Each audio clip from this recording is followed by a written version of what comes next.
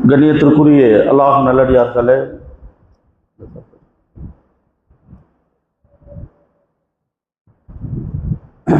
உலகத்திலே நாம் எல்லாம் சில விஷயங்களை நமக்கு முன்னால் எப்பொழுதுமே நினைவிலே கொண்டு வர வேண்டும். அப்படி கொண்டு வந்தால்தான் இந்த உலகத்தில் அந்த மனிதன் நல்ல அமல்கள் செய்யக்கூடியவனாகவும் அல்லாஹுக்கு பயந்து வாழக்கூடிய ஒரு நிலையும் அவருக்கு ஏற்படும் என்பதாக அல்லாஹு தாலா குர்ஆனிலே சொல்லி காட்டுகின்றான். அந்த அடிப்படையிலே நபி ஸல்லல்லாஹு அலைஹி வஸல்லம் அவர்கள் சொன்னார்கள், இரண்டு விஷயங்களை நீங்கள் எப்பொழுதுமே நினைவிலே கொண்டு வாருங்கள், எந்த விதமான பாவத்திலும் நீங்கள் ஈடுபட மாட்டீர்கள். இன்னைக்கு நாமளே பாவம் செய்யலைன்னா கூட இந்த உலகத்தினுடைய சூழ்நிலை என்ன செஞ்சிருது, நம்மளை பாவம் செய்ய வச்சிருது. நாம் ஒதுங்கி போனாலும் கூட நம்மை பாவத்தின் பக்கம் இழுக்கக்கூடிய எத்தனையோ காரியங்கள் இந்த உலகத்திலே வந்துவிட்டன. அதனால்தான் நபி அவங்க சொன்னாங்க, இந்த இரண்டு விஷயங்களை நீங்க நினைவிலே வைத்துக் கொள்ளுங்கள், எந்த பாவமும் செய்ய மாட்டீர்கள். முதலாவது விஷயம் என்ன? அல்லாஹ் எனக்கு முன்னால் இருக்கிறான், அல்லாஹ் என்னை பார்க்கிறான். ஏதாவது ஒரு பாவம் செய்ய போறோம், அதுக்கு பக்கத்திலேயே அல்லாஹ் இருக்கிறான்னு வச்சுப்போம், அந்த பாவத்தை நாம செய்வோமா? அல்லாஹ் சொல்றான், நான் உங்களுக்கு முன்னால் இருப்பதை போன்று நீங்கள் நினைத்துக் கொள்ளுங்கள். அடுத்த நபி அவங்க சொன்னாங்க, எந்த நிலையிலேயும் நமக்கு மௌத்து வரலாம், மரணம் ஏற்படலாம், அதனால் அந்த மரணம் வந்துவிடும் என்று பயத்தோடு நீங்கள் பயணம் செய்யுங்கள். அப்ப என்ன ஆகாது? எந்த பாவத்தையும் நீங்க செய்ய மாட்டீங்க. யாராவது பாவம் செய்யும் போது மௌத்தினுடைய சிந்தனை வந்துருச்சுன்னு சொன்னா அந்த பாவத்தை விட்டு என்ன செஞ்சிருவோம், நாம் முழுமையாக தவிர்ந்து கொள்வோம். அதே போன்று அல்லாஹ் என்னை பார்க்கிறான் என்று சொன்னால் நாம் என்ன செய்வோம், அந்த இடத்திலிருந்து அந்த பாவத்தை விட்டு நாம் தவிர்ந்து கொள்வோம். நபி அவங்க சொன்னாங்க, உதுக்கூருல் லித்தாத்தி லத்தாத், இந்த மௌத் இருக்குது, இது உலகத்தினுடைய எல்லா ஆசைகளையும் துண்டித்து விடுகிறது. மனிதனுக்கு என்ன ஆசை? நிறைய சம்பாதிக்கணும், நிறைய செல்வங்கள் வேண்டும், ஆடம்பரமான வாழ்க்கை வாழ வேண்டும், அவரை விட நாம் உயர்ந்த அந்தஸ்திலே இருக்க வேண்டும். இது போன்ற சுவைகளோடு தான் இந்த மனிதன் வாழுகின்றான். இன்னைக்கு நைட்டு ஒரு 10 கோடி பணம் வருது, காலையில சுபுவுக்கு மௌத்தாயிட்டாரு, அதை அனுபவிக்க முடியுமா? அதான் நபி அவங்க சொன்னாங்க, இந்த உலகம் என்ற சுவையை, மனிதன் படக்கூடிய ஆசையை மௌத் என்ற ஒன்று என்ன செய்யுது, அனைத்தையும் துண்டித்து விடுகிறது, எல்லாத்தையுமே துண்டிச்சிருது. சொல்றாங்களா இல்லையா? வாழ வேண்டிய வயசுல மௌத்தாயிட்டாரு, அப்ப என்ன அர்த்தம்? அவர் மௌத்தாவாண்டு அவர் நினைக்கவே இல்லை, அவரை சுத்தி உள்ளவங்க நினைக்கல, சிறு வயது, ஆனா அல்லாஹ் என்ன செஞ்சிட்டான், மௌத்தை கொடுத்து விட்டான். அதனால்தான் நபி அவங்க சொன்னாங்க, நீங்கள் மௌத்தை உங்களுடைய சிந்தனையிலே நீங்கள் கொண்டு வாருங்கள். இன்னைக்கு ரிஸ்க் இருக்குது, நாம தேடி போறோமா? சொல்லுங்க. ரிஸ்க் என்ன செய்யுது? நம்மை தேடி வருகிறது. இன்னைக்கு மதியம் பிரியாணி சாப்பிடணுமா, சஹருக்கு என்ன சாப்பிடணும், அல்லாஹ் தான் முடிவு செய்யறான். பழைய சோறு சாப்பிடலான்னு கையை வைப்போம், வாசல் ஒருத்தர் பிரியாணி போட்டதோட நிற்பார். பழைய சோறு சாப்பிட்டுக்கிட்டு இருப்போம், வாசல் ஒருத்தர் பிரியாணியோட நிற்பாரு. இதை ஒதுக்கி வச்சுட்டு அந்த பிரியாணி நாம சாப்பிடுவோம். அப்ப ரிஸ்கை தேடி நாம போனோமா? நம்ம யார்ட்டையாவது கேட்டோமா? அல்லாஹ் தேடி கொண்டு வந்து கொடுக்குறான். நீ இன்னைக்கு சஹருக்கு பிரியாணி தான் சாப்பிடணும், நீ இன்னைக்கு பழைய சோறு தான் சாப்பிடணும், எல்லாம் முடிவு செய்யக்கூடியவன் அல்லாஹ். சுருக்கமாக சொன்னால், ரிஸ்க் என்ன நமக்கு கிடைக்க வேண்டும் என்பதை அல்லாஹ் தான் முடிவு செய்கிறான். அதே போன்று மௌத்தையும் அல்லாஹ் என்ன செய்யறான், அவன் தான் முடிவு செய்கிறான். எந்த இடம், எந்த நேரம், எப்படிப்பட்ட காலம், எங்க மௌத்தாகணும், அது ஆக்சிடென்டா அல்லது வீட்டுல தூங்கும் போது மௌத்தா, எல்லாமே அல்லாஹ் தான் முடிவு செய்யறான். கண்ணியமானவர்களே, 1980 டோக்கியோவிலே ஒரு விமான விபத்து ஒன்று நடந்துச்சு. விமானம் கீழே இறங்குவதற்கு 3 நிமிடங்களுக்கு முன்னால் பைலட் அறிவிப்பு செய்கிறாரு, விமானம் தரையிறங்க போகுது. கிட்டத்தட்ட 250 பயணிகள் பயணிக்கக்கூடிய அந்த விமானம் 3 நிமிடத்திற்கு முன்னால் நல்ல செய்தி அறிவிக்கப்பட்டு திடீர்னு வெடிச்சு என்ன ஆயிடுச்சு, 250 பேரும் கருகிவிட்டார்கள். பார்த்தோமா இல்லையா? ரொம்ப பிரபலமான செய்தி. அதே போன்று எத்தனையோ விபத்துகள், பல அழிவுகள் நாம் எல்லாம் பார்த்து கொண்டுதான் இருக்கிறோம். அப்ப மௌத்து என்பது நாம நினைச்சா மாதிரி நடக்காது. அல்லாஹ் என்ன செய்யறான்? அதை தன்னுடைய புறத்திலே வைத்திருக்கிறான். அல்லாஹ் எப்படி நாடுகிறானோ அப்படித்தான் நம்ம மௌத்தாக்குவான். அது எந்த நிலையில இருந்தாலும் சரி. சொல்லுவாங்க, கொஞ்சம் இவருடைய காரியங்கள்லாம் முடிஞ்சு மௌத்தாக்கி இருக்கலாம், அல்லாஹ் சீக்கிரமா கொண்டு போயிட்டானே, கல்யாணம் வேற இருந்துச்சு, அதுக்குள்ள ஒரு மௌத்தாயிட்டாரு சொல்றாங்களா இல்லையா? தொழுகையில உயர்ந்த காரியம் என்னங்க? உலகத்திலே உயர்ந்த காரியம் என்ன? 2 ரக்காயத் தொழுகிறது தான். ஒருத்தர் முதல் தக்பீர் கட்டி தொழுகிறாரு, 2வது ரக்காயத்துல ரூஹு போகுது. குரானை விரிச்சு ஓதுறாரு, ஒரு ஜுசு ஓதிரலான்னு சொல்லி 2 பக்கம் தாண்டினார், மௌத்தாயிட்டாரு. ஒருவேளை மௌத்தை பிற்படுத்தலாம் என்ற ஒரு விஷயத்தை அல்லாஹ் வச்சிருந்தான்னு சொன்னா, இவர் 2 ரக்காயத் தொழுகை முடிச்சுட்டு அல்லாஹ் மௌத்தாக்கி இருப்பான் அவரை. ஒருவேளை அல்லாஹ் மௌத்தை பிற்படுத்தி இருந்தால், கொஞ்ச நேரம் குரான் தானே ஓதுறாரு, ஓதுட்டமே, ஓதி முடிச்ச உடனே மௌத்தாக்கி இருக்கலாம், அல்லாஹ் அப்படி மௌத்தாக்கி இருப்பான். ஆனால் அல்லாஹ் சொல்றான், தவணை வந்து விட்டால் சிறிது நேரம் பிற்படுத்தவும் படாது, முற்படுத்தவும் படாது. பைத்துல் முகத்தஸ் பள்ளிவாசல் இருக்கா இல்லையா? நமக்கெல்லாம் தெரியும். பாலஸ்தீனிலே பைத்துல் முகத்தஸ் என்ற ஒரு பள்ளிவாசல் அக்ஸாவில் இருக்குது. அந்த பள்ளிவாசலை யார் கட்டினார்கள்? ஜின்கள் கட்டியது. நமக்கு வரலாறு தெரியும். யாரை வைத்து அல்லாஹ் கட்டினான்? சுலைமான் அலைஹிஸ்ஸலாம் அவர் வச்சு அல்லாஹ் கட்டினான். என்ன செஞ்சான்?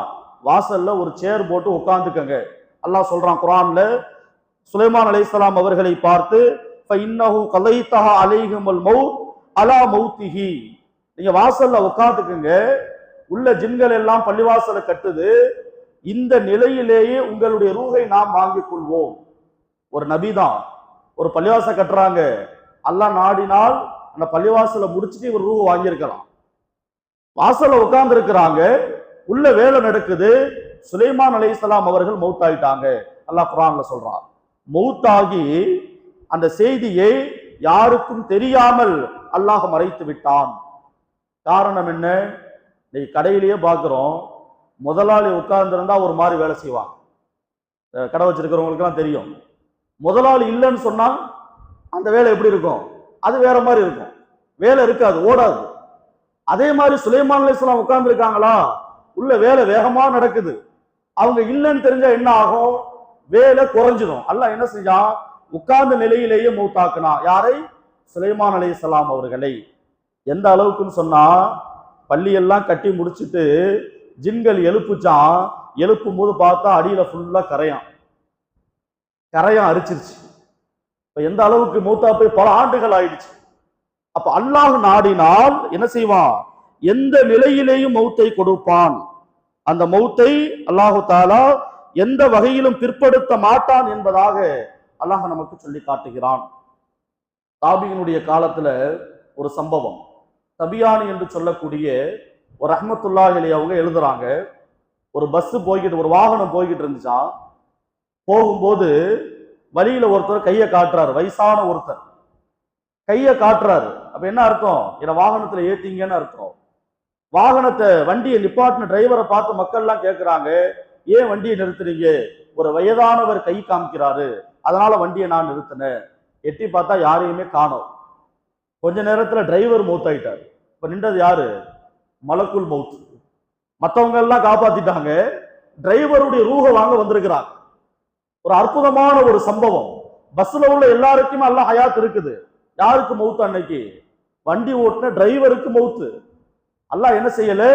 அவரை பிற்படுத்தவும் இல்லை, அந்த மௌத்தை தாமதிக்கவும் இல்லை. ஆகையினால் மௌத்து என்பது கண்டிப்பாக வரும். ஒருத்தர் மௌத்தாவே ஆகக்கூடாதுன்னா என்னங்க செய்யறது?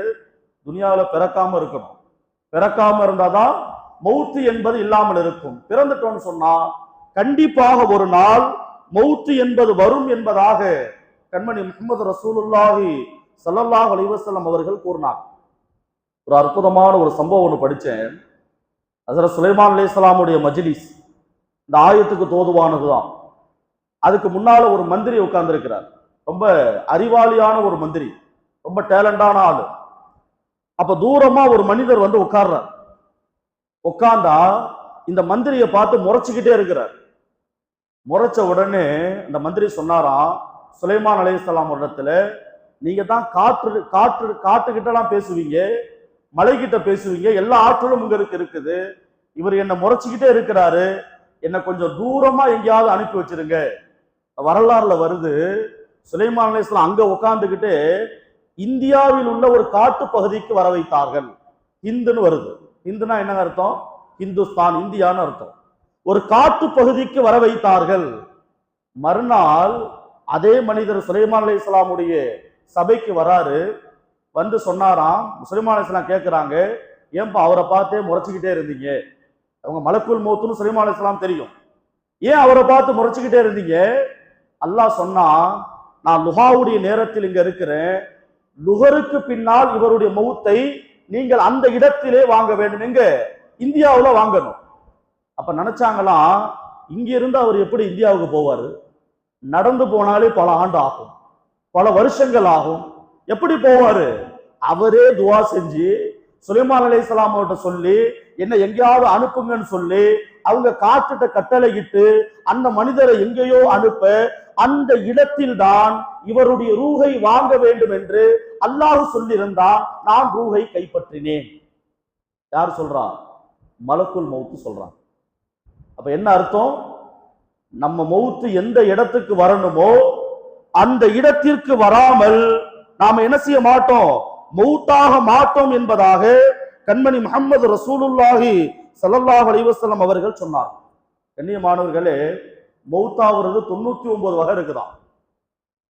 இயற்கையின் மூலமாக மௌத்து, சுனாமி வந்து மௌத்தாகிறது, நோய்வாய்ப்பட்டு மௌத்தாகிறது, வயோதிகமாகி மௌத்தாகிறது, இல்ல ரோட்ல நடந்து போய்கிட்டே இருக்கிறோம், திடீர்னு அந்த நேரம் பார்த்து ஒரு கரண்ட் கம்பி அருந்து நம்ம மேல விழுந்து மௌத்தாகிறது, சும்மா ஓரமா நடந்து போய்கிட்டு இருந்தோம், ஒரு லாரி வந்து மோதி ஆக்சிடென்ட் ஆகி மௌத்தாகிறது, நல்லா தூங்கிட்டு இருக்கோம், திடீர்னு ஃபேனு கழட்டி மேல வந்துடும். இப்பெல்லாம் மௌத்து வருமா? என்ன சார், எல்லார் வீட்லயும் ஃபேன் ஓடுது. இப்ப நீங்க சொன்னதுக்கு பின்னால ஃபேனு கழண்டு உழுவுற மாதிரியே ஒரு ஃபீலிங்கா இருக்குமே. அப்படியே மௌத்து வரலாமா இல்லையா? பில்டிங்கே இடிஞ்சு விழுவுது, பல இடங்களிலே கட்டிடங்கள் இடிந்து விழுந்து மௌத்தாக்கப்படுகிறார்கள். அப்ப இப்படியே 99 வகையான மௌத்துகளை அல்லாஹ் வைத்திருக்கிறான். எந்த நபருக்குமே அல்லாஹ் என்ன செய்யறது இல்ல, உங்களை மூத்தாக்கிப்பா, ரூஹ வாங்கிப்பான்னு கேட்கறது இல்ல. ஆனால் நபி ஸல்லல்லாஹு அலைஹி வஸல்லம் அவர்களுக்கு அல்லாஹ் கேட்டான். மலக்குல் மௌத்து வந்தாங்க, நபி அவங்க கேட்டாங்க, என்ன பார்க்க வந்தீங்களா இல்ல ரூஹு வாங்க வந்தீங்களான்னு கேட்டாங்க. அப்ப மலக்குல் மௌத்து சொன்னாங்களாம், யா ரசூலல்லாஹ், உங்களை பார்த்துட்டு நீங்கள் அனுமதி கொடுத்தால் ரூஹை நான் கொண்டு செல்வேன். எவ்வளவு தன்மையான பேச்சு! இது நபிமார்களுக்கு மட்டும்தான், நம்மள்ட்ட கேட்க மாட்டாங்க. நமக்கு முடிஞ்சா முடிஞ்சதுதான். உங்கள்கிட்ட அனுமதி வாங்கி உங்களுடைய ரூஹை அல்லாஹ்விடத்திலே கொண்டு செல்லலாம் என்று நான் வந்திருக்கிறேன். நான் ஜிப்ரீலை பார்க்க வேண்டும். நபி அவங்க சொல்றாங்க, ஜிப்ரீல் அலைஹிஸ்ஸலாம் அவர்கள் வந்தார்கள். நல்ல செய்திகள் ஏதாவது இருக்குதா? யா ரசூலல்லாஹ், உங்களுடைய மௌத்துக்காக வேண்டி நீங்கள் மரணித்த உடனே அந்த வானங்கள் எல்லாம் உங்களை வரவேற்பதற்கு தயாராக இருக்கிறது, சொர்க்கத்தினுடைய கதவுகள் எல்லாம் திறக்கப்பட்டு விட்டது, எப்ப எங்க நபி வருவாங்க, நாங்கள் பார்க்க வேண்டும் என்று மலக்குகள் எல்லாம் ஆவலோடு இருக்கிறார்கள். அடுத்து கேட்கிறாங்க, வேற ஏதாவது நல்ல செய்தி இருக்குதா? ரசூல்லா நம்மள மாதிரி சுயநலவாதிகள் கிடையாது, நம்ம மாதிரி சுயநலவாதிகள் அல்ல. நபி அவர்கள் உம்மத்தின் மீது கவலைப்பட்டவர்கள். அடுத்து கேட்கிறாங்க, ஜிப்ரீல் அலைஹிஸ்ஸலாம் சொன்னாங்க, யா ரசூலல்லாஹ், உங்க உம்மத்து எல்லாருக்குமே சொர்க்கம் உண்டு, அவங்க எல்லாம் சொர்க்கத்துக்கு போனதுக்கு பின்னாலதான் நீங்கள் சொர்க்கம் செல்வீர்கள், அல்ஹம்துலில்லாஹ், என்னுடைய ரூஹை வாங்கி கொள்ளுங்கள் அனுமதி கொடுத்தார். அப்ப நபிமார்களுக்கு மட்டும்தான் ரூஹு அனுமதி. உலகத்தையே ஆண்ட அலெக்சாண்டர் கிட்டத்தட்ட இந்தியா முழுவதையும் ஆண்டார். அப்ப இந்தியான்னு சொன்னா பாகிஸ்தான், ஆப்கானிஸ்தான் எல்லாம் இருந்துச்சு, பெரிய ஆட்சி. அவர் மௌத்தா போகும்போது ஒரு சில செய்திகளை சொன்னார். என்ன செய்தின்னு சொன்னா, என்ன டாக்டர்கள் தான் சுமந்து செல்லணும் ஜனாசாவை, மருத்துவர்கள் தான் என் ஜனாசாவை சுமந்து செல்லணும், போற வழியில பணங்களை எல்லாம் பறக்க விட்டு கொண்டே செல்ல வேண்டும். பூ தூறாங்களா இல்லையா, அதே மாதிரி பணத்தை தூவ வேண்டும். மூன்றாவது, என்னுடைய ஜனாசாவை தூக்கி செல்லும் போது இந்த கையை வெளியில தொங்க விட்டுறணும், அப்ப அவர்கிட்ட கேட்கப்பட்டுச்சு, ஏன் நீங்க இந்த முடிவு எடுத்தீங்க? சொன்னாரா, நான் பெரிய ஆட்சிகள் செய்தேன், என்னுடைய சக்கராத்தை மௌத்தை தடுக்கக்கூடிய மருத்துவர்கள் யாருமே கிடையாது. மௌத்தை எந்த டாக்டராவது தடுக்க முடியுமா? அதனால் அதை உணர்த்துவதற்காக மருத்துவர்கள் தான் என்னை சுமக்க வேண்டும். ஏன் ரோட்ல பணம்லாம் போட சொன்னீங்க? எல்லாம் நான் சம்பாரிச்சு ரொம்ப யோகமா வாழலாம்னு நினைச்சேன். ஆனா மௌத்தாயிட்டா ஒண்ணுமே கொண்டு போக முடியாது. இந்த பணத்தை எல்லாம் வேஸ்ட் தான். அதை உணர்த்துவதற்காக பணத்தை எல்லாம் தூக்கி போட்டுக்கிட்டே வாங்க. சரி, அதெல்லாம் இருக்கட்டும். இந்த கையை வெளியில தொங்க போட சொன்னீங்களே, இதுக்கு என்ன அர்த்தம்? நீ எவ்வளவுதான் சம்பாதிச்சாலும் போகும்போது உன் கையில ஒண்ணுமே இருக்காது. எப்படி போகணும்? வெறுங்கையோடு தான் போக வேண்டும். அதை உணர்த்துவதற்காகத்தான் இந்த மூன்றையும் செய்யுங்கள் என்று சொல்லி மிகப்பெரிய செல்வந்தராக மரணித்த அலெக்சாண்டர் அவர்கள் இப்படிதான் மௌத்தா போனார். கண்ணியமானவர்களே, அப்ப மௌத்தினுடைய சிந்தனை வந்துவிட்டால் எந்த பாவமும் செய்ய வேண்டும் என்ற எண்ணம் நமக்கு அறவே வராது. அந்த அடிப்படையிலே ரமலானுடைய மாதம் நம்முடைய மௌத்தை நாம் நினைவு கூர்ந்து ஒவ்வொரு அமல்களையும் செய்ய வேண்டும். ஏதாவது பாவங்கள் செய்ய தூண்டினாலோ அல்லது பாவம் செய்யக்கூடிய நிலை ஏற்பட்டாலோ அல்லாஹ் என்னை பார்த்து கொண்டிருக்கிறான், அல்லாஹ் என்னை பார்த்து கொண்டிருக்கிறான், எனக்கு பக்கத்திலேயே மௌத்து இருக்குது. இந்த ரெண்டையும் நீங்க நினைவு கூர்ந்து கொண்டால் எந்த பாவமும் செய்ய மாட்டீர்கள். அல்லாஹ் தாலா எல்லா விதமான பாவங்களை விட்டும் நம்மை பாதுகாப்பானாக. இந்த ரமலானுடைய மாதத்திலே நமக்கெல்லாம் உடல் ஆரோக்கியத்தை தந்தல்வானாக. எந்த விதமான களைப்புகளும் இல்லாமல் சோர்வும் இல்லாமல் வரக்கூடிய எல்லா நோன்புகளையும் முழுமையாக வைக்கக்கூடிய பாக்கியத்தை வல்ல ரஹ்மான் நம் அனைவர்களுக்கும் தந்தல்வானாக. நம்முடைய எல்லா பாவங்களையும் அறிந்த ரப்பு நாம் செய்யக்கூடிய இந்த அமல்களை வைத்து எல்லா பாவங்களையும் மன்னித்தல்வானாக. வாஹிர் தஅவானா அனில் ஹம்துலில்லாஹி ரப்பில் ஆலமீன். அஸ்ஸலாமு அலைக்கும் வரஹ்மத்துல்லாஹி வபரகாத்துஹு.